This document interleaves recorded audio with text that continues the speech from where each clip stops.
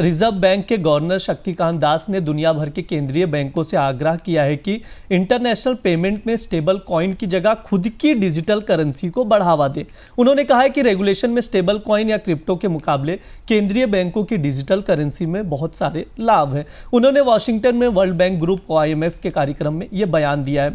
Sir, जो राय दी गई RBI की ओर से, क्या लगता है सर, RBI की इस राय को क्या कोई सुनेगा? फिलहाल तो कोई सुन नहीं रहा है, क्योंकि सेंट्रल बैंक डिजिटल करेंसीज केवल भारत और कुछ हद तक चीन थोड़ा बहुत तक डिजिटल युआन पे काम कर रहा है, पर CBDC दरअसल अब एजेंडे से बाहर हो गई है।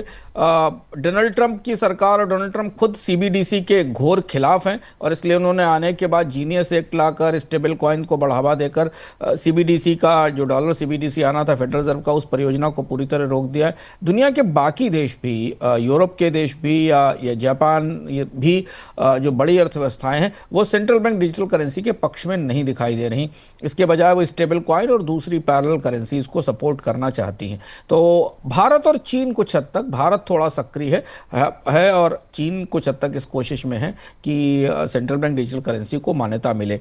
अब अभी बड़ी दुविधा यह है कि दुनिया में स्टेबल कॉइन को लेकर, अलग अलग क्रिप्टो को लेकर जो क्रॉस बॉर्डर पेमेंट और एक्सचेंज सिस्टम है वो इवॉल्व हो रहा है, और अभी ये स्पष्ट नहीं है कि कौन से देश सेंट्रल बैंक डिजिटल करेंसीज में ट्रेड करेंगे, कौन से स्टेबल कॉइन को अलाउ करेंगे। USDT, USDC जैसे स्टेबल कॉइन पूरी दुनिया में काम कर रहे हैं, लोग उनसे पेमेंट लेन देन कर रहे हैं और उनमें बचत कर रहे हैं।